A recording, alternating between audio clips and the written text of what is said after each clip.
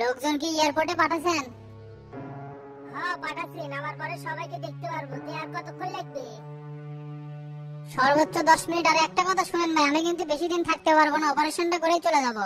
শুধু আপনার ইমার্জেন্সি কাজের জন্যই দুবাই থেকে আসা লাগলে, এমনিতে 3টা মামলার ওয়ারেন্ট চলতেছে, যে কোনো সময় গ্রেফতার হতে পারি।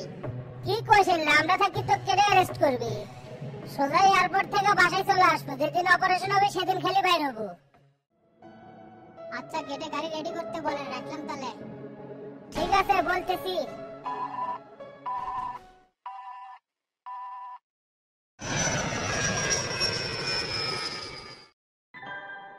স্যার আসসালামু আলাইকুম, স্পেশাল ফোর্স থেকে আসছি, আপনার নিরাপত্তার জন্য পাঠানো হয়েছে। ওয়ালাইকুম আসসালাম। বিষয়টা আমাকে জানানো হয়েছে। তো কয়জন আছেন? আমরা 5 জন আসছি, 24 ঘন্টায় আপনার নিরাপত্তায় নিয়োজিত থাকবো। বলেন কি 5 জন? 24 ঘন্টা যে আমার সাথে থাকবেন? আপনাকে বাড়িঘর সংসার নাই? স্যার আমাদের কাজই এরকম, কিছুই করার নাই। আপনার সুবিধা অনুযায়ী আমাদের সময় বের করতে হবে। আচ্ছা ঠিক আছে, পয়েন্টে আসি। কিভাবে আপনাদের সহযোগিতা করতে পারি বলেন।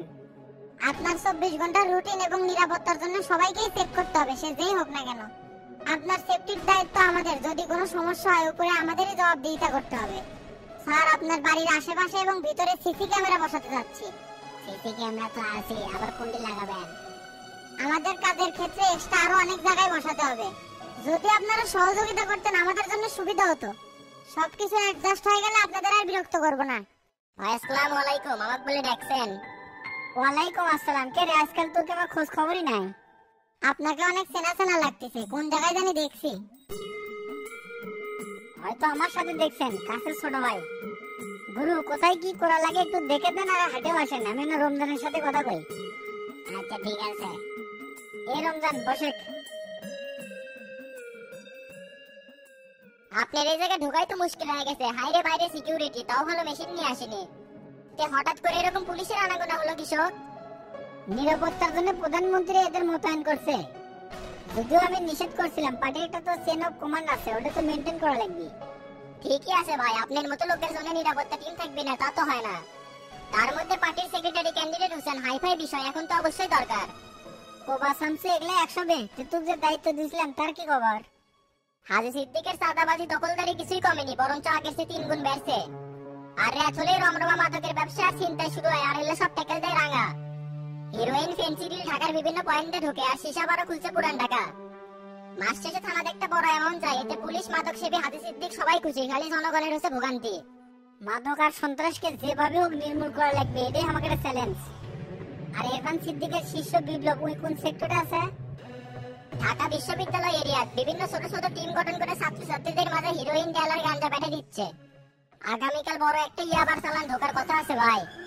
তুই কি শিওর? হ ভাই, এই রমজান শিওর না হয় কোনো কথা আপনাকে কয় না। সরাসরি মিয়ানমার থেকে চালান ঢুকবে, গাড়ির নাম্বার ঢাকা মেট্রো ক 444552।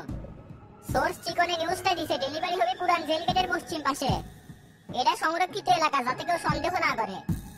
ধন্যবাদ রমজান, এই নিউজটা দেওয়ার জন্য তুই আলাদা বকশিশ পাবো। হাজী সিদ্দিক আমাকে নিয়ে বড় সড়ো একটা চক্রান্ত করেছে, এই আপডেটটাও তোর বাইর করা লাগবে। আর কৌশলে রাঙ্গার সাথে মিশে যা, ওই তো তোর ভালো বন্ধু। একবার গ্যাংয়ে ঢুকের পেলে সকল পরিকল্পনা জেনে নেবো। তাহলে ভাই রাঙ্গার সাথে দেখা করে আজকে ওদের দলে যোগ দে। যা করবো দেখে শুনে, কেউ যেন বুঝবেন না পারে, এটা কিন্তু অনেক বিপজ্জনক খেলা। যেরকম করে হোক হাজী সিদ্দিকের সাম্রাজ্য ভেঙে ফেলা লাগবে। তুই রেডি থাকিস, যে কোনো সময় ফোন দিতে পারিস, জিঙ্কে করে হোক মালের চালানটা আটকামই। আচ্ছা ভাই উঠলাম তাহলে, আর আপনাকে সবকিছু ফোনে জানাবনি। ঠিক আছে যা।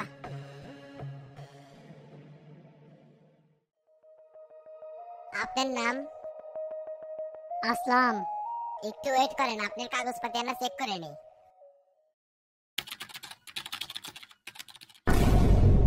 এই আপনার নাম তো সুইডেন আসলাম, 3টা মামলার ওয়ারেন্ট আছে আর 12টা মামলা রানিং। তাই কি হচ্ছে? ঝামেলা না করে আমার কাগজপাতি ক্লিয়ার করে ছেড়ে দেন। দুবাই এয়ারপোর্টে আমাকে আটকানোর পারে, আর আপনি ঠেক দিচ্ছেন কেন? আপনি যেই হন না কেন, দেখার বিষয় নাই, এটা পুলিশ কেস, তারাই হ্যান্ডেল করবে। এই সৈকত, ইমার্জেন্সি এখানে অফিসারদের আসতে বলো তো। এই আসতে, হাতের কবজিকে হারাবার মন যাচ্ছে। আপনি কি এত বড় কথা কন? আমার নাম কবজি কাটা আনোয়ার, বেশি কথা বলে হাত থাকবি কিন্তু কবজি থাকবি না। ভাই আমাদের লোক, বেশি ঝামেলা না করে ছেড়ে দেন। এখানে এসে মাস্তানি না, জেলের ভাত যদি দুইজনে কি না খাওয়ায়। আমার নাম রঞ্জুনা। এই শালা দেখিচ্ছি কিছুই বোঝে না, এত কথা কর সময় আছে বে ভাই, ফোন লাগা। আচ্ছা ভাই, লাগাচ্ছি।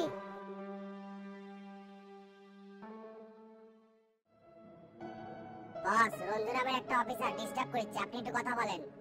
ওয়েট কর, ফোন যাচ্ছে।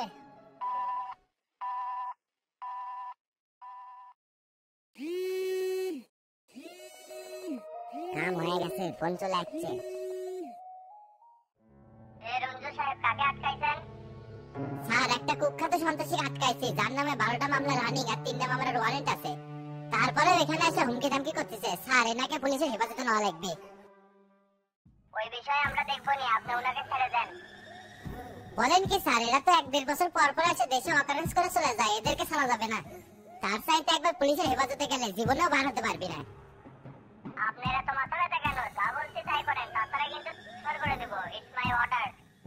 না মানে স্যার। রঞ্জু সাহেব, আমি কিন্তু আর একটা কথাও শুনতে চাই না। আপনি কিন্তু ভুলে যাচ্ছেন আমি আপনার বস। আচ্ছা স্যার, ছাড়তেছি।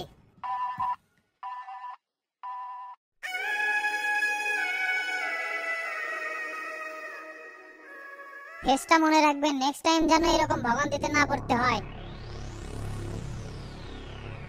দীর্ঘদিন পর দেশে আসলাম, ভেড়া ছাগল মেরে হাত নষ্ট করতে চাই না। এই কবজি সুটকেসটা নিয়ে আর গাড়ি বের কর। ওকে বস, আসেন, গাড়ি রেডি আছে।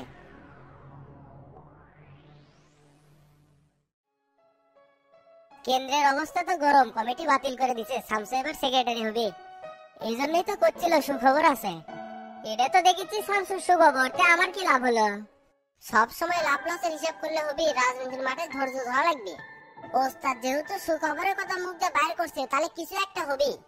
আরে বাবু, তোরে বয়স কম, সময় বেলা। আমাদের বয়স হয়ে গেছে, কখন মান ঠাস করে পড়ে মরে। ছোট থেকে পলিটিক্স করে অভ্যাস আছে, লোকজন পাশে না থাকলে তো ভালো লাগে না।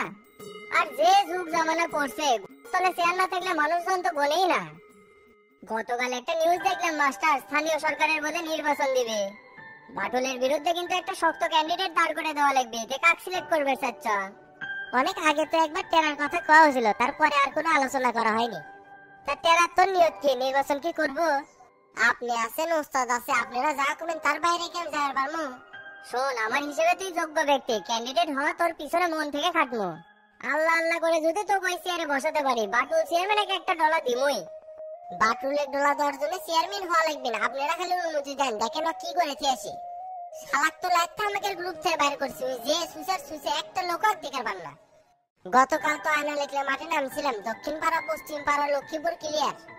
আমরা যদি ঝাড়ে নামি তাহলে প্রত্যেকটা ইউনিয়ন ক্লিয়ার করতে সময় লাগবে না।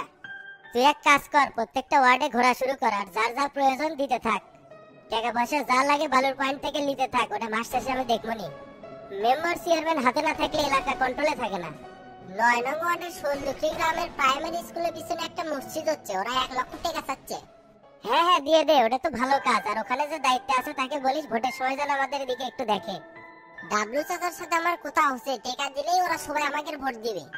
তে মাস্টার, চলো আমরা জায়গাটা ভিজিট করে আসি, তাহলে কাম আরো টাইট হবে না। কথা আপনি খারাপ করেননি, এখন থেকে যদি ওয়ার্ক না করা হয় তাহলে পরে ওয়ার্ড ক্লিয়ার করা যাবে না। আজ থেকে আমরা টেরার জন্য মাঠে নামলাম, চেয়ারম্যান না করে ঘরে ঢুকবো না। তা কি করছেন আপনি? আমিও এটাই কইতে, মেম্বারের বিষয়ে কি করবা? ওটা সিলেক্ট হয়ে আছে, আইনালের ভোট করা লাগবে। চ্যাংড়াটা দীর্ঘদিন মাঠে অক্লান্ত পরিশ্রম করে যাচ্ছে, এই সময় যদি আমরা তালবাহানা করি বেচারাটা অনেক কষ্ট পাবে। বিশ্বাস করেন চাচা, উনি এবার মেম্বার হয়ে গেছে, যেটি দেয় সব মুরব্বী ওর পক্ষে। হ্যাঁ হ্যাঁ, তো কম টাকা খরচ করেনি, দোকানদারি করিচ্ছে আর লোকজনের সেবা করিচ্ছে। খালি ওকে ডিস্টার্ব করিচ্ছে ডন, উনিও বলে মেম্বার ক্যান্ডিডেট হবে। ওই সুচা ইউনিয়ন পরিষদে যাওয়ার যোগ্যতা রাখে না, আজ পর্যন্ত যায় মানুষের সাথে কথাই বলে পারে না, তাক ভোট দিবি কেটা? হাত পাও ধরে কান্নাকাটি করে একবার তো তা মেম্বার হবে পারছিল।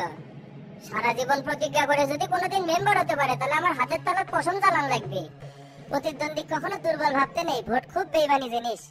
রিস্কা মার্কে একবার দাঁড়াছিলাম, ভোট পাছিলাম 150, সবাই খালি কয় রিস্কার সাকাত পাম নাই, আফজাল মাস্টারের মুখের দাম নাই। কোন হবসনে কার পর কি খরচ দিছিলাম সে কথাও তুলে ধরছে।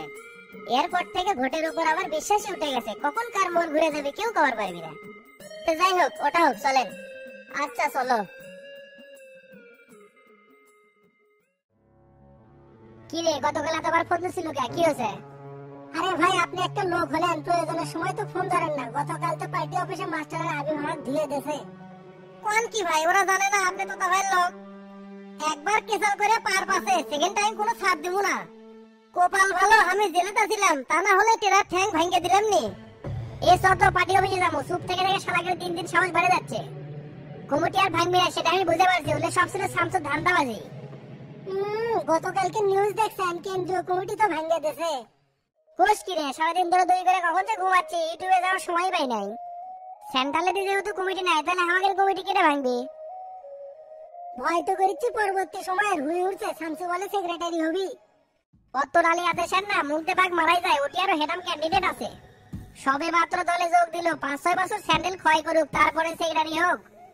গতকালই ওনার সাথে কথা কয়েছি, 2-3 দিনের মধ্যে স্থানীয় নির্বাচনের তারিখ দিবি, তা তোর প্রস্তুতি কেমন? সত্যি বলতে মাঠ খুব খারাপ, আপনার উপর আমি ডিপেন্ড করে আছি। আর 9 নম্বর ওয়ার্ড মোটামুটি ক্লিয়ারই আছে, কারণ ডন মেম্বার ক্যান্ডিডেট।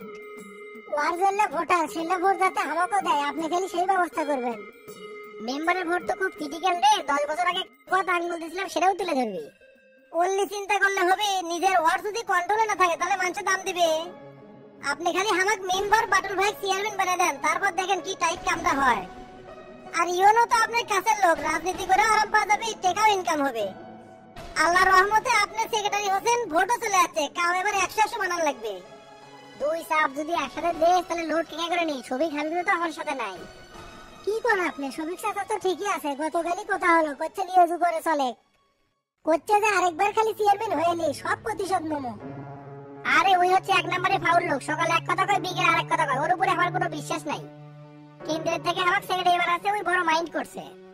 ওক যে আমরা এমপি বানানোর জন্য উঠে পড়ে একবার যাচ্ছি সেটা মনেই করতেছে না।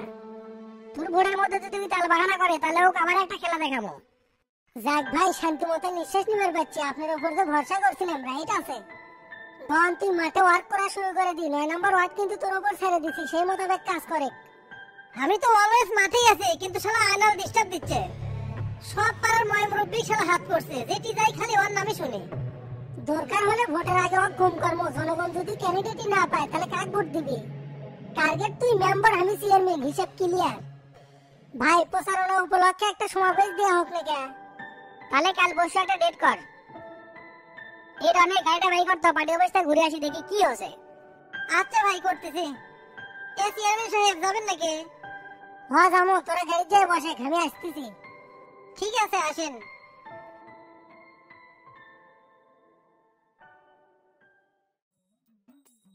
কি ব্যাপার চাচা, হঠাৎ দোকানে কি মনে করে দাঁড়িয়ে আছেন? কে বসেন? এত এক্সাইটেড হওয়ার কিছু নাই, তুই দাঁড়া আছিস কে? বসে। না সমস্যা নাই, চা খাবেন না কফি খাবেন? চা কফি কিছুই খাবো না, শুনলাম তুই বলে এবার ভোট করিচ্ছু। হ্যাঁ চাচা, নিয়ত তো করছি, এখন আপনারা যদি সহযোগিতা করেন তাহলেই সম্ভব। তুই হঠাৎ করে মেম্বার হবার চাচ্ছু, ব্যবসা বাণিজ্য করে খাচ্ছিল, ওটাই তো ভালো আছিল। তোরা সহজ সরল মানুষ, সেই জায়গায় তো ভালো না, সগলি খালি ঠকাবি। এই বিষয়ে কি শামসুর সাথে কথা কইছিল? হ্যাঁ কইছিলাম, তাই তো প্রথম এলা নাহু নাহু করলো, পরে এখন সম্মতি দিছে। এলাকার সব মানুষই জানে, এখন আর পিছন ফেরা সম্ভব না। চাচা আপনার কাছে যাবার চাচ্ছিলাম, আপনি যখন আসছেন ভোটটা আমার করে দেওয়া লাগবে। ভোটের তো এখনো দিনক্ষণ ঠিকই হয় না, এটা আসুক দেখুনি ব্যাপারটা। তেমর থেকে মেম্বার ক্যান্ডিডেট আর কে কে হচ্ছে রে? রানিং মেম্বার ভোলা, ওই তো দাঁড়াবি, আর এই দিক থেকে ডন দাঁড়াবার যাচ্ছে। তো তার সাথে তো আপনার ভালো সম্পর্ক, দেখেন তো ডনেক বসান যায় নাকি? ডনেক বসাবার পারলে আমার বিজয় নিশ্চিত, ভোলাক তো কেউ ভোট দিবে যাচ্ছে না। বসান তো যাবি, কিন্তু কিছু খরচ পাতি করা লাগবে, তুই কি পারবো? সাতের মধ্যে থাকলে চেষ্টা করলাম নি, আর ডন তো মাঠে তেমন খরচ করে নাই। খরচ না করবে তারপর কি 2 লাখ টাকা নিচে হাতে দিবার পারবো? তার মধ্যে তো আছে সেক্রেটারি, ডন তো অর্ধেক ভোট জোর করে নিবি। তুই হয়তো শামসের উপর ভরসা করছো, তাই কি ঢাকা থেকে উঠতে পারবি বে? আবার তলে তলে শুনতে পারতেছি ট্রাক বলে চেয়ারম্যানে দাঁড়া দিবি, তাহলে মাস্টার তোর সাথে সময় দিবি কখন? লাখ 1.5 টাকা কিন্তু বেশি না, পারলে অর্ধেক বসে দিয়ে তুই তাহলে পেরাসারা মেম্বার হয়ে পারবো। 2 লাখ টাকা তো বেশি হয়ে যায়, লাখ খানিক টাকা হলে রিস্ক একটু নিলাম নি। কথা যে এটা হলো গোপন রাখিস, তারপর আমি একটা বাড়ি মারমুনি। চিন্তা ভাবনা করে কালকে তাহলে আমার অফিসে আসিস। আচ্ছা চাচা যামুনি। আসসালামু আলাইকুম। ওয়ালাইকুম আসসালাম।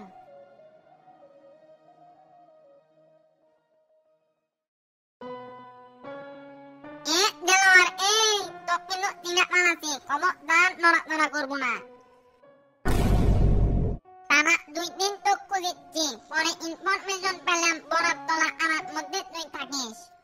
এ ভাই আমার সাথে ইনকা করছেন কি? আমি তো কিছুই করিনি।